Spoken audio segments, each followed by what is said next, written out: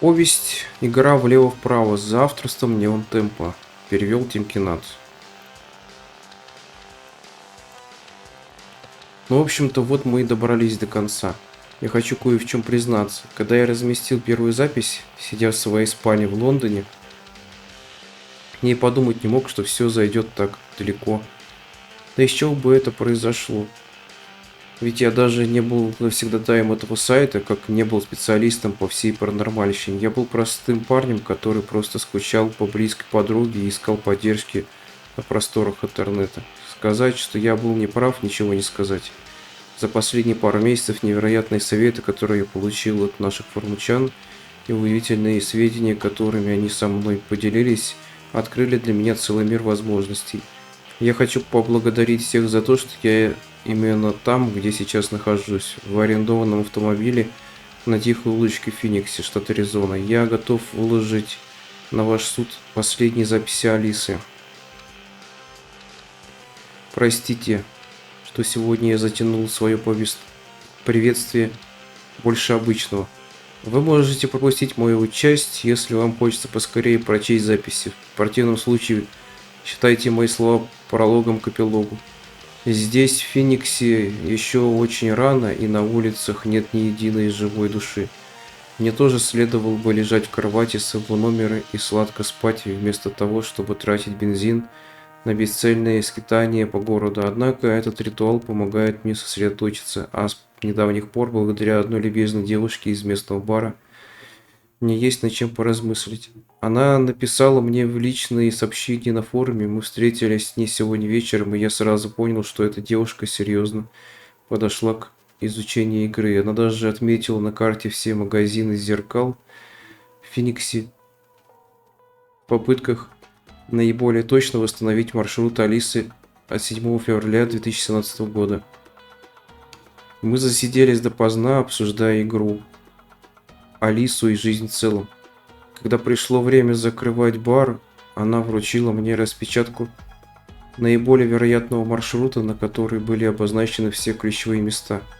Перед тем, как попрощаться, она задала мне два вопроса. Один из них меня удручил, а второй стал спонсором моего ночного променада по улицам Феникса до 3 часов ночи. Вопрос первый. Ты уверен, что она хочет, чтобы ее нашли? Я уже получал подобные вопросы от некоторых из вас, особенно много их было после публикации 9 части. В комментариях люди строчили, что Алиса уже приняла окончательное решение, оставив Робу в безмолвном городе, и что я пытаюсь отыскать человека, которому это не нужно. Так вот, хотел бы воспользоваться моментом и ответить тем, кто так считает. Точно так же я ответила девушке этим вечером. Вы должны понять, Алиса, которую я знал, никогда бы такого не сделала. Она собиралась вернуться и обещала. Не хочу сейчас тратить ваше время на свои догадки и теории, но мы с вами уже знаем, как дорога может менять людей, как она играет с их разумами, как она увлекает их, лишая здравого смысла. Я понимаю, почему вы задаете подобные вопросы, но если это все, чем вы можете помочь, то лучше поищите другой способ. Второй вопрос был не слишком конкретным. Что ты собираешься делать? Вы, ребята, тоже спрашивали об этом, но я впервые слышал этот вопрос лично. Благодаря неловкой тишине, которая последовала за ним, нам обоим стало предельно ясно, что ответа на этот вопрос у меня пока нет. Я решил покататься по городу и поразмыслить над ним. Всю ночь я провел в машине. Около часа я бесцельно колесил по ночному городу и вдруг понял, что я нахожусь совсем рядом с одной из отмеченных на распечатке точек. Это был переулок, где Алиса въехала в туннель. Повернув на боковую улицу сразу после большого перекрестка, я почувствовал мимолетное облегчение, не увидев никаких признаков туннеля. Часть меня, которая до последнего надеялась, что игра влево-вправо сплошная чушь, была рада отсутствию доказательств. Но мое облегчение было лишь кратковременным. Я быстро понял, что туннель в любом случае не показал бы себя, ведь даже если игра была реальной, я не придерживался ее правил. Тем не менее, место было похоже на то, которое Алиса описывала в своих заметках. Поскольку я совсем не чувствовал усталости, я решил вернуться в начало пути на улицу Роба Гатхарда.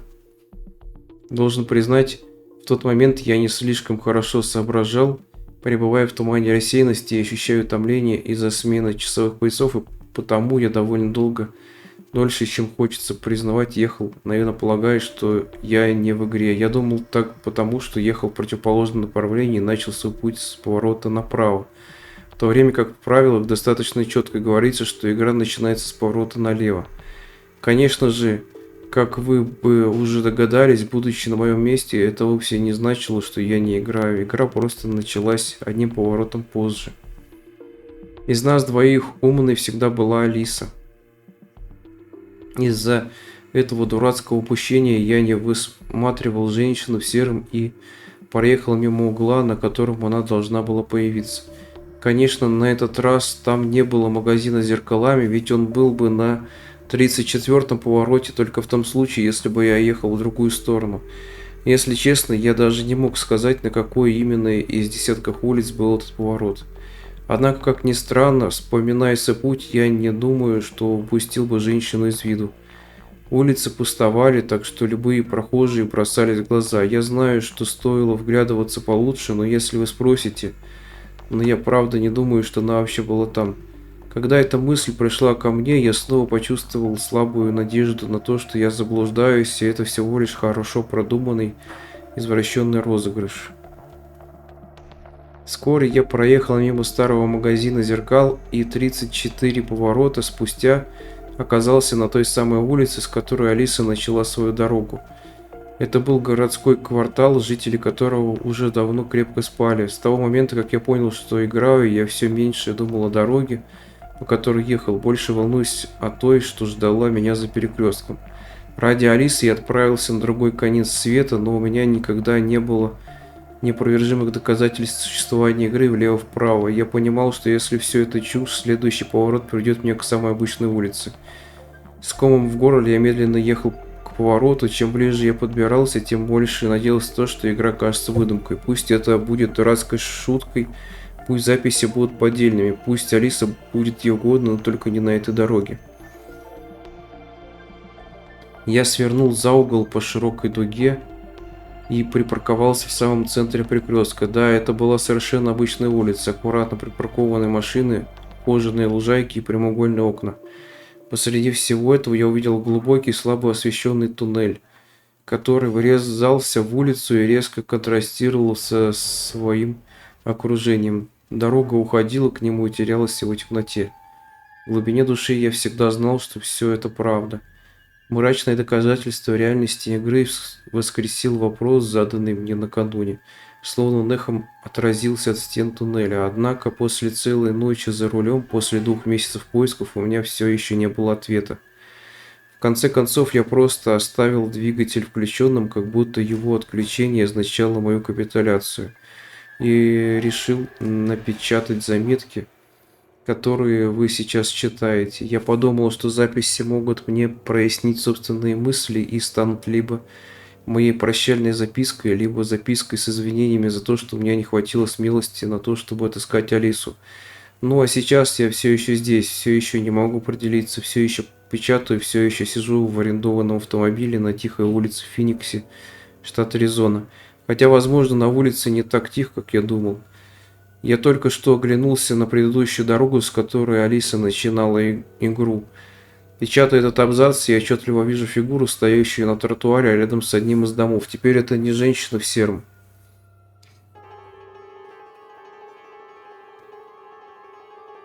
Хотя на улице еще слишком темно и почти ничего не видно, я точно могу сказать, что это коренастый мужчина почтенного возраста. На суровые черты его обветренного лица падает тусклый свет луны. Я никогда не видел его раньше, но он поразительно похож на другого человека, подробно описанного в заметках Алисы. Он молча смотрит на меня сквозь окно моей все еще заведенной машины. Интересно, сможет ли он помочь. Игра влево-право, черновик 1.2.0.02.2.0.1.7. Когда-то игра влево-право была всего лишь 9-страничным документом в желтом конверте на моем столе. Я помню, как читала его во время обеденного перерыва. Помню, как смешно мне было.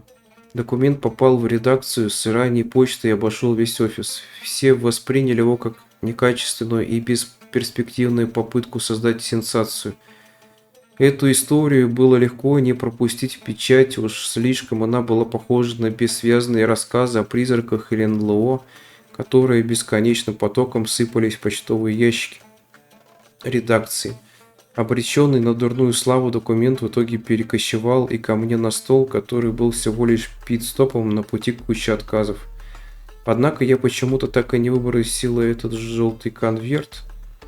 После нескольких месяцев отсутствия пригодного для публикации материала я безо всяких угрызений совести залезла в кучу списанных документов и вновь вытащила из нее конверт с правилами. Я бросила письмо в сумку к его отверженным собратьям и отправила в кофейню, чтобы почитать его в тихой и комфортной обстановке. Где-то на третьей странице между описанием правил игры и списком требуемых навыков на моем листе начала появляться улыбка. Редакция была абсолютно не права в своем мнении. Это не были бредни параноика или попытка привлечь внимание сенсаций. На потрепанных страницах читались проблески страстной увлеченности, неподдельная эксцентричность, невероятная старательность и несомненная уверенность автора в своих словах не позволили мне оторваться от записи. Перевернув последнюю страницу очаровывающей и неожиданно хорошо написанной заявки Роба Гархарда, я поняла, что это история, которую я хочу рассказать всему миру. В тот же день я влетел в редакцию, готовая работать и творить чудеса. Коллеги не совсем поняли, что такого я увидела в этой истории, но я была настроена во что бы то ни стало их переубедить. Я пообещала, что у этой истории будет неповторимый характер и красочный слог, дающий пищу для размышлений, и что я не потрачу на ее изложение много времени.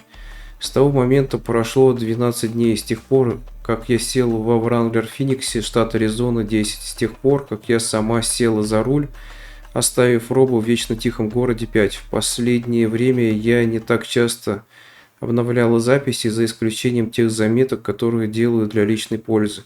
Честно говоря, когда я закончил описывать случившееся в городе, мною овладело ощущение, что вести записи бессмысленно. Не осталось ни одного человека, которому я могла бы их отдать, не осталось друзей, которые бы их вычитали, не осталось редактора, которому я должна была сдать работу. Мне казалось, что больше нет смысла продолжать повествование в прежнем формате. В какой-то степени я до сих пор так и думаю, только из-за ряда исключительных обстоятельств я все же решила составить полный отчет о произошедшем. В чьи бы руки не попал мой дневник, хочу поблагодарить вас за то, что вы его читаете. Уверена, это моя последняя запись. Из-за горизонта показался месяц. Это самый тихий вечер в моей жизни. Воздух прохладный и спокойный, и мой Wrangler мягко разрезал его, спускаясь по полосе ровного асфальта. Вокруг царило спокойствие и невозмутимость. Ни одного облачка на небе, ни единого порыва ветра, ни единой колыхающейся травинки на темно-зеленых просторах по обе стороны дороги. Но даже в такую спокойную ночь я не могла не чувствовать, что я как никогда далеко от дома. Безмолвный город был точкой невозврата. До того, как мы добрались до этих громадных монолитов, пейзажи еще были похожи на знакомый мне мир. Не считая нескольких очевидных исключений, наше окружение в целом не отличалось от реальности. Теперь же все изменилось. Все вокруг Wranglера кричало о том, что я нахожусь не в своем мире, и непривычные аспекты этого нового мира часто бросались мне в глаза, заполняя тихую ночь чувством удивления и сбивая меня с толку. Несколько дней назад луна начала трескаться, как старое фарфоровое блюдо. Сначала я не заметила этого, так как мои глаза были прикованы к дороге, пока луна маячила над машиной.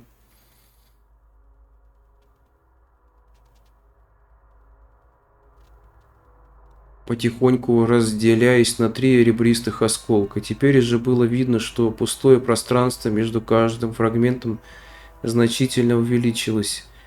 Сосредоточив свой взгляд на небе, я почти могла увидеть, как части Луны отдаляются медленно друг от друга, следуя к бесконечным и одиноким траекториям в пустынном космосе, на фоне чужих созвездий. Сами звезды простирались дальше, чем должны. Ночное небо уходило за горизонт и продолжалось под ним, опутывая травянистый берег. Дорога и узкие равнины с обеих сторон были словно подвешены посреди огромной пропасти, прямо посреди открытого космоса. По крайней мере, так мне казалось сначала. Прошло совсем немного времени, прежде чем я заметила, что на небе уже две разбитых луны над и подо мною. Пара идентичных и синхронных в своем движении спутников. Тогда я поняла. Подо мной нет звезд. Я просто смотрела на ровную зеркальную поверхность, которая идеально отражала небо. Я ехала по необычайно тихому озеру. С тех пор, как прошлой ночью я покинула берег, я не видела ни волн, ни ряби на его глади. Озеро без сомнений занимало огромное пространство, простираясь во всех направлениях. Я не знала, насколько далеко простиралось это зеркальное озеро, но интуиция подсказывала мне, что я скорее достигла бы самих звезд, прежде чем смогла бы ступить на противоположный берег. Я наклонилась, чтобы переключить скорость. Поначалу водить Вранглера было страшно, но после первых 2 дней мне удалось приспособиться. Старый шарф, плотно обернутый вокруг руля, стал временной рукой, позволяя мне вписываться в повороты. У меня не нашлось такого же хорошего решения для переключения передач, но я быстро приноровилась. Если дорога меня чему-нибудь и научила, так это тому, что изящество — первая жертва на пути к выживанию. Способность адаптироваться, пускай и неуклюже, всегда побеждает. Через несколько минут Вранглер подъехал к островку земли, окруженному темными водами. Где-то вдалеке он резко обрывался и исчезал в пучину озера. Однако дорога, разумеется, продолжалась. Она была единственным, что уходило за край озера. По обе стороны от машины зияла пустота, а впереди только узкий мост из идеально ровного асфальта, слегка приподнятый над грязью и камнями. Я притормозила, и машина остановилась посреди острова. Впервые за несколько дней я открыла дверцу машины и вышла наружу. Скучный стук асфальта сменился едва уловимым шорохом, когда я направилась к берегу озера. На побережье был виден объект, почти полностью укрытый густой травой. Удивительно, что мне удалось рассмотреть его с дороги, возможно, благодаря тому, что он выбивался из однородного ландшафта. Приближившись к водной глади, я догадалась, что это. Это была человеческая рука, которая тянулась из воды к берегу. Я опустилась на колени, чтобы рассмотреть ее получше. Пальцы все еще прочно вписывались в почву, маникюр облупился, а сами ногти были сломаны. Мертвенно-бледная кожа скрывалась под толстым краем шерстяного рукава. Там, где серый рукав окунался в озеро, вода впитывалась в ткань, окрашивая ее в черный. С печальным вздохом я поднялась с колен и склонилась над водой. Тело Марджори Гадхард покоилось на дне озера, а ее широко распахнутые глаза все еще смотрели куда-то ввысь. Она почти идеально сохранилась, за исключением вздутой бледно-серой кожи. Марджори выглядела точно так же, как женщина с 34-го поворота, которая пыталась отговорить меня от продолжения путешествия по дороге и говорила об озере, желавшем испить из ее ран. Судя по всему, ее слова не были полностью лишены смысла. Было очевидно, что тело несчастной девушки обескровлено. Единственным доказательством того, что в венах Марджори когда-то текла кровь, было лишь большое темное пятно на затертой блузке. Виновник не заставил себя ждать.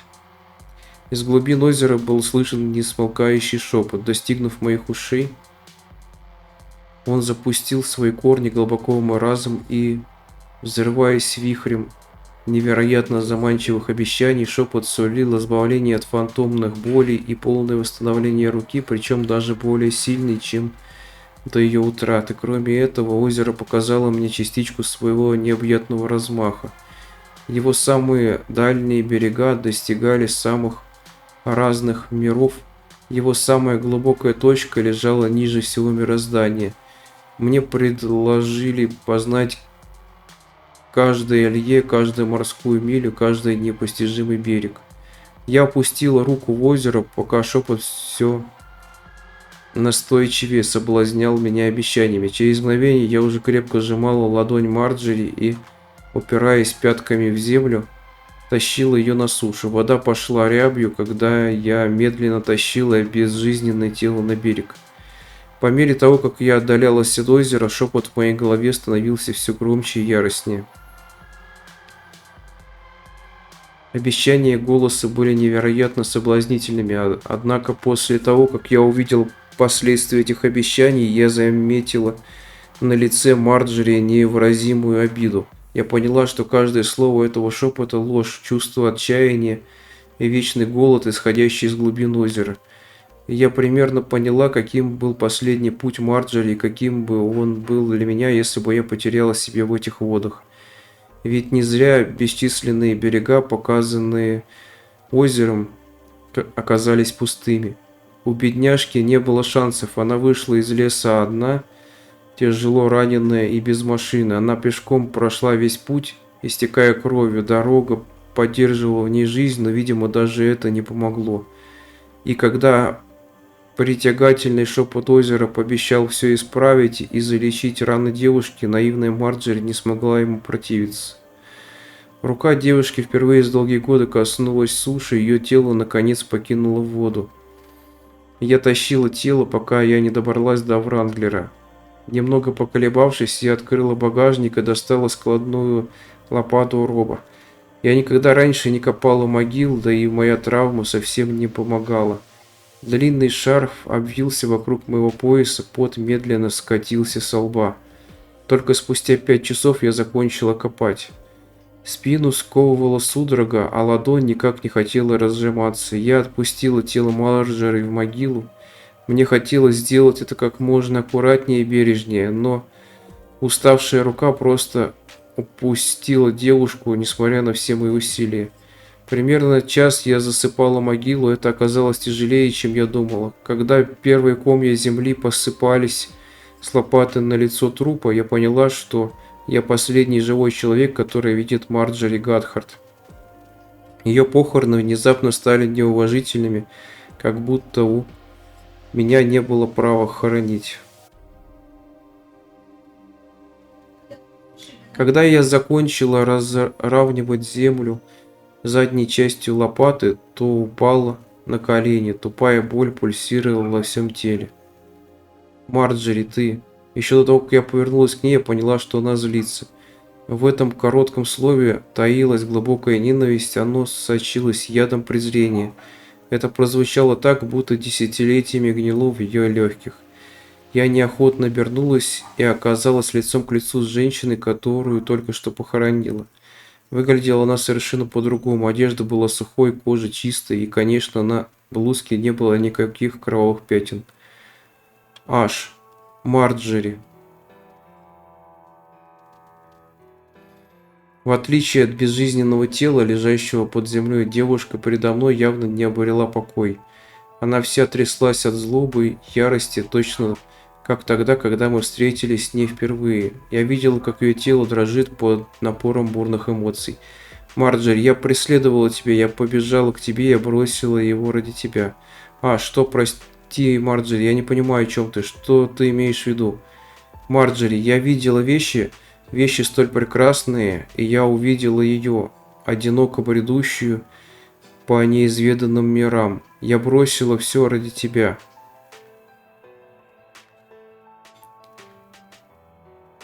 Я все равно не понимала, что она имела в виду. Не было смысла спрашивать, что она хотела этим сказать. В попытке понять ее бред, я осознала, что могу только пытаться говорить с ней на одном языке.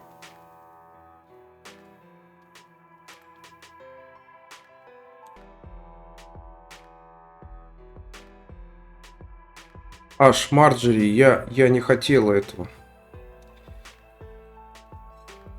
Тяжелое дыхание призрака прервалось приступом истерического смеха. «Марджери, вот ты хотела, еще как хотела, и теперь ты здесь». Шаткое настроение Марджери опять изменилось, ее смех перешел в неистовый плач. Марджери, а что мне теперь делать? Что мне делать? Девушка, стоящая передо мной, сгорбилась под тяжестью собственного вопроса. Она обхватила голову руками и все повторяла и повторяла этот вопрос, как в бреду. Пока я смотрел на ее борьбу с отчаянием, меня вдруг поразила странная догадка. А что если после смерти нет никакого ада или рая? Что если ничего не предопределено? Что если то, как мы проведем свою загробную жизнь, зависит от нас самих? Душа Марджери стоит над своим безжизненным телом, все еще привязанные к нему и совершенно потерянные. Нет никаких доказательств существования рая, вечных мук или неизбежного небытия, и общая черта, которая их объединяет, это лишь освобождение от тяжести нашего бренного тела. Возможно, мы никогда не будем свободны и проведем вечность в компании своих недостатков, неуверенности и недовольства. Возможно, мы сами решаем, какой будет наша загробная жизнь. Это стало самым страшным открытием на всем пути. Он никогда не прекращал поиски, ты же знаешь. Марджери моментально успокоилась, ведь она знала, о ком идет речь. Она посмотрела на меня как-то по-другому. Я видел его на дороге. Он не останавливался, он бы ни за что не остановился. Я думаю, он искал тебя, Марджери, и ищет до сих пор. Марджери смотрела сквозь меня впервые за все время с нашей первой встречи на улице Феникс. Я увидел на ее лице слабый огонек чего-то, отличного от страданий и ярости. Спустя миг я отвела взгляд и достала из кармана телефон. Одним махом я удалила все номера, кроме одного, того, который я скопировала из Nokia во время нашей второй ночевки на дороге. Это был номер, который принадлежал потерянному страннику. Я не знаю, может ли это помочь, но случились вещи и постраннее. Смотря в ее глаза, я поняла, что впервые встретилась с настоящей Марджери Гатхард. Дрожащей рукой она молча взяла телефон. Прежде чем я успела еще что-то сказать, Марджери исчезла. Спустя пару мгновений освежающий бриз повеял мне в лицо, охлаждая горящую кожу. Это было первое движение воздуха с того момента, как я оказалась на озере. Вытирая пот со лба, я печально посмотрелась вдаль. Ветер крепчал. Сперва это был легкий ветерок, развивающий мои волосы и охлаждавший шею, но когда я протянула руку, я ощутила, что он усилился. Шепот ветра превратился в вой, приближалась страшная буря. Я вернулась к капоту Вранглера как раз в тот момент, когда свист ветра перерос в оглушительный ураган. Я непроизвольно нащупала пыльный кузов машины и ухватилась за решетку радиатора. Моя хватка крепла вместе с безжалостным ветром, который вполне мог сбить меня с ног. Прищурившись, я сосредоточенно взглядывалась в единственную точку прямо над мостом. Буквально из ниоткуда вырвался изогнутый луч раскаленного света, разверзший небеса. Он превратился в широкую трещину, которая пульсировала, раздвигая саму ткань реальности. Пытаясь вглядеться в пульсирующий раскол между мирами, я увидела частичку бесконечности, неимоверно отдаленной во времени и пространстве. До невозможности красивый, устрашающий в своем великолепии запредельный пейзаж, живущий на величественных берегах вечности. Каждый момент там был наполнен тысячелетиями и раскрывался во всех направлениях сразу. Каждая мимолетная тень, грани которой были выжжены сиянием восходящего солнца, с иступленной злобой смотрящего на все постижимые миры, скрывала в себе неизмеримую тьму. Посреди невероятного ландшафта возникло одно единственное существо. Оно плавно приближалось к порталу с явным намерением пройти сквозь него. Когда оно прорвалось сквозь сотрясающийся разрыв и ветер утих, я подняла взгляд на его божественное великолепие.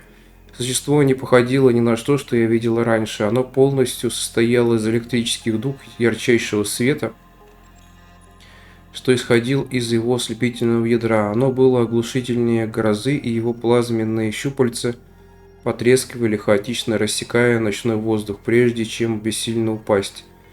Когда они возвращались к центру существа, то испускали парообразные фракталы, которые медленно таяли в воздухе. Хотя мои глаза с трудом приспособились к ослепительному свету, я поняла, что обычно этот свет в разы ярче. Существо сделало свое сияние настолько невыносимым для того, чтобы не выжечь мне глаза. «Аш, это ты, не так ли? Голос, который я слышал. Это тот, кто привел меня сюда». Вихрь света висел в воздухе, потрескивая и постоянно двигаясь. Его непостоянные конечности мерцали от хаотичного накаливания. Часть меня хотела спрятаться или бежать, но ни один из этих вариантов не был возможным. Отцепив руку от решетки радиатора, я сделала шаг вперед и уставилась в тлеющее ядро существа. «Аш, могу ли я провести интервью?» Существо не ответило, я чувствовала, что оно изучает меня. Когда оно все-таки ответило, его голос разорвал ночную тишину и эхом раздался в моем черепе. Голос: «Времени мало, но ты можешь спрашивать». Каждый раскатистый звук создавал ударные волны, которые расходились от существа идеальными кругами. Я наблюдала за тем, как они исчезали вдали, как они ослабнув, и думала о том, с чего же начать. В конце концов, я вспомнила о своем обещании. А что случилось с Марджери? Почему она так поступила? Существо молчало, словно собираясь с мыслями. Когда оно все же ответило, его голос был спокойным и рассудительным. Голос. Она увидела отблеск будущего. Она грезила о дороге и о местах, к которым дорога ведет. Аша, куда же? Голос. Она грезила о неизведанных границах. Она видела, как одинокая женщина пресекает их. Со временем осуществление этого видения стало для нее всем. Аш, но это была не она думала, что видит свое будущее. Но это была... Голос, это была ты. Эти три слова вырвались в пространство тремя узкими волнами. Они прокатились по бескрайней воде и поразили меня глубокой тяжестью своего значения. Без моего ведома, за десятилетия до моего рождения, Марджери обезумела от мечты о жизни, полной безграничных возможностей и настоящего величия. Она отбросила все, чтобы преследовать тень, которая в итоге казалась моей. Я не просто втянула Роба в игру, все произошло из-за меня. Я стала причиной трагедии, которая постигла всю его семью. Аш, это были не просто сны, ты воздействовал на нее, ты позволил ей увидеть. Так же, как заставил Роба увидеть меня в Аокигахаре. Ты делал все возможное, чтобы я оказалась здесь. Это ведь из-за тебя правила игры попали в руки Бобби. Голос, да. Аш, но почему ты десятилетиями играл со столькими жизнями? Почему я? Почему тебе важно, чтобы именно я оказалась на дороге? Голос, потому что во всем человечестве, во всех возможных исходах, ты всегда добиралась дальше, чем все остальные. Существо говорило так, словно это было очевидно, но эти слова потрясли меня. Оно продолжило. Голос. Я наблюдал за тем, с каким упорством и сноровкой, и, конечно же, удачей ты шла к своей цели. Именно эти качества привели тебя ко мне. И именно благодаря им ты зайдешь дальше, чем кто-либо. Аж тогда почему ты просто не привел меня сюда? Ты мог все изменить, но не пошевелила пальцем. После всего, что произошло, голос все шло своим чередом. Аж своим чередом погибли люди: Марджери, Бобби, Эйс, Аполлон, Ева, Лилит. Все они все мертвы, тебе на это наплевать? В этот раз сущность молчала дольше прежнего. Голос, ты не в силах понять, насколько мне не безразлично. Есть вещи за пределами твоего понимания, силы которой твой разум постичь не может и которые показались бы тебе угрозой для всего, что тебе дорого. Мои действия основывались на высшем знании. Твои обвинения основываются на неправильном восприятии. Аш, ты хочешь сказать, что я не понимаю смерть? Голос, не понимаешь. Аш, это тебя не оправдывает. Голос, невзирая на это, мое влияние необходимо. То, что необходимо, должно быть. А что это вообще такое? Голос, я не могу дать тебе ответ, который ты смогла бы понять. Аш, меня не устраивает такой ответ. Существо не ответило, оно будто не видело в этом необходимости. До этого оно опровергало все мои доводы с непоколебимой уверенностью. Должно быть, для него, владеющего такими знаниями, все они были совершенно поверхностными. Даже если существо хотело оправдаться, не думаю, что я когда-либо могла понять его мотивы. Я же видела место, из которого оно пришло, но это не значило, что мои доводы несостоятельны, и высокомерная бесстрастность существа лишь распалила мое желание противиться. А что, если я не хочу участвовать в этом?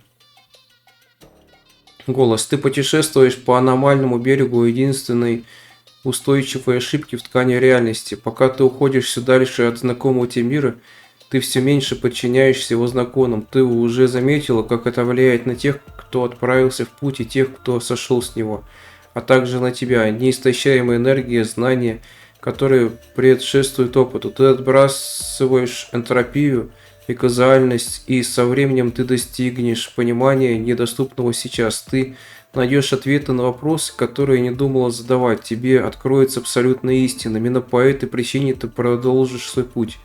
Аш, это единственная причина, голос. Тебе нужны другие. Это напоминало не вопрос, а очередную констатацию факта. Я понимала, о каком влиянии говорило существо. Покинув город, я постоянно сталкивалась со смутными мыслями и фрагментами идей, которые приходили ко мне случайно и неожиданно и вели к откровениям, которые иначе были бы за пределами моей смертной досягаемости. Я начала осознавать вещи, которые раньше с трудом могла вообразить, и хотя нападки этих мыслей сначала казались ужасающими, я все больше привыкала к ним с каждым днем. Аш, нет, я не верю тебе, я не... Голос, это не имеет значения, ты все равно продолжишь путь. С трудом выносимое сияние существа начало усиливаться. Голос, я наблюдал за тобой на каждом повороте, на протяжении всего пути. Одно из бесчисленных щупалец существа рассекло воздух, создав еще одну сияющую трещину. Она разверзлась после нескольких сотрясений. В разрыве показалась почти кристально-прозрачная мембрана. Сквозь нее я увидела себя, стоящей посреди кукурузного поля и рассматривающий блок С4. Я как будто смотрел в прошлое сквозь зазубренный осколок одностороннего стекла. Голос, я смотрел, как ты задаешь вопросы.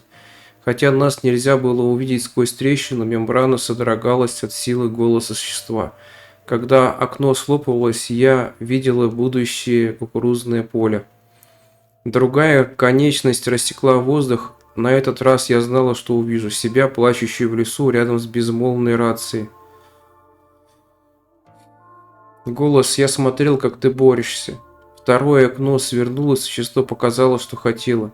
Голос, я смотрел, как ты сражаешься, чтобы добраться сюда. Голос, ты не повернешь обратно. Аш, ты говоришь так, будто у меня нет выбора. Голос, у тебя был выбор, Алисон, ты его уже сделала. Как бы меня не возмущали слова существа, я понимала, что оно говорит правду. Оно было право. Я делала вещи, которые даже вообразить не могла. Для того, чтобы забраться так далеко. На самом-то деле, если бы существо не показалось, я бы уже проехала мост. Я не горжусь тем, что движет мною. Это тот же гадкий импульс, из-за которого я отказалась от предложения Роба вернуться, из-за которого я так легко оставила его в безмолвном городе, но я не могу отрицать, что он есть. Он был со мной все это время, задолго до того, как я прибыла в Феникс, штат Аризона, и он таится намного глубже, чем я хотел бы признать. Аж могу ли я попрощаться? Существо ничего не ответило, оно просто висело в воздухе, мерцая и содрогаясь от лучей света, а потом я услышала тихий гул мотора. Я быстро вернулась к машине и полезла на пассажирское сиденье. Мой ноутбук уже был включен, видимо, сам по себе.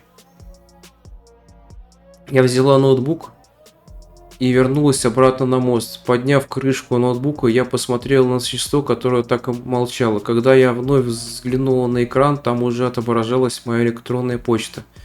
Я снова опустила крышку ноутбука и вернулась к существу. Аж сколько у меня времени? Голос, достаточно. Существо начало отступать, его дуги стали уменьшаться. Оно сказало все, что хотело. Больше ничего было обсуждать. Когда оно прошло сквозь портал обратно в неведомый мир, далекий от нашего, я окликнула его. Аш, я до сих пор не уверена, что могу доверять тебе. Существо вновь сфокусировалось на мне. Портал начал закрываться. Последние волны прокатились по поверхности озера, когда существо серьезно ответило мне. Голос «Я помню». Миг, и оно исчезло. Я неподвижно стояла посреди дороги, последние слова существа будоражили меня. Его необычный выбор слов обескуражил меня. В возобновленной тишине меня внезапно накрыло ужасающее сознание. Она могло просто сказать, что знала о моем недоверии, услышала его в моем голосе, увидела презрение на моем лице или как-то по-другому ощутила его. Вместо этого существо говорило так, как будто мои нынешние чувства были воспоминанием, живущим где-то в его глубинах. Бесспорно, время, проведенное на дороге, изменило меня, но я никогда не задумывалась о том, как эти изменения будут развиваться по мере продолжения пути. Я никогда не думала о том, что могу приобрести и что могу потерять, или во что я неизбежно превращусь. Прошло совсем немного времени, прежде чем я опустила глаза с пустого пространства над мостом на экран ноутбука. Я села на землю, скрестила ноги и прислонилась спиной к Вранглеру. Если вы читаете мои записи с самого начала, то поздравляю вас, вы наконец-то поравнялись со мной. Я надеюсь, вы не против, если я оставлю парочку личных посланий. Робу, надеюсь, что когда-нибудь ты сможешь это прочесть. Прости меня за все, что я сделала и за все, что я могу сделать. Надеюсь, ты понимаешь, что я не знала, что все будет так и что это не твоя вина. Ты сделал все, что было в твоих силах, и дни, которые я провела вместе с тобой, были самыми замечательными в моей жизни. Для меня было честью знать тебя, и я надеюсь, что на этих страницах ты найдешь все ответы на свои вопросы. Маме и папе, простите, что я не отправлю вам это письмо. В конце концов, на этой дороге мною двигал эгоизм, и я просто не могу заставить себя посмотреть вам в глаза. Я не могу представить всю боль, которую причиню вам, и я не буду пытаться оправдать свои поступки. Мне лишь остается сказать, что я вас очень люблю. Простите меня за то, что мой последний поступок был трусливым. И, наконец, тебе, человеку, которому будет адресовано это сообщение. Мне жаль, я всегда думала, что когда-нибудь снова увижу тебя, что дороги, которые я выбрала, в конечном итоге приведут меня домой. Сейчас это маловероятно, хотя я многое могла бы тебе сказать, я не буду. Но мне жаль, что нам не удалось побыть друзьями дольше. Кажется, что с тех пор, как я впервые оказалась на улице Роба, прошла вся жизнь. Я помню свою неуверенность, когда я ждала, пока он откроет дверь. Я не имела и малейшего представления о том, что произойдет в скором будущем. Как и многие другие вещи, это изменилось. Несмотря на то, что я нахожусь в совершенно новом мире, вдали от дома, я точно знаю, что будет дальше. Я собираюсь сесть за руль, повернуть налево, затем на следующем повороте повернуть направо, а затем снова налево. Я буду повторять этот процесс до бесконечности, пока не окажусь где-нибудь в другом месте. И оттуда я буду продолжать путешествие за пределы миров, за пределы времени, за пределы моего воображения. В место, где озеро высыхает, где разбитая луна уплывает вдаль, а звезды исчезают на заднем плане. В место, где все остальное исчезло и где дорога будет единственным, что продолжит существовать.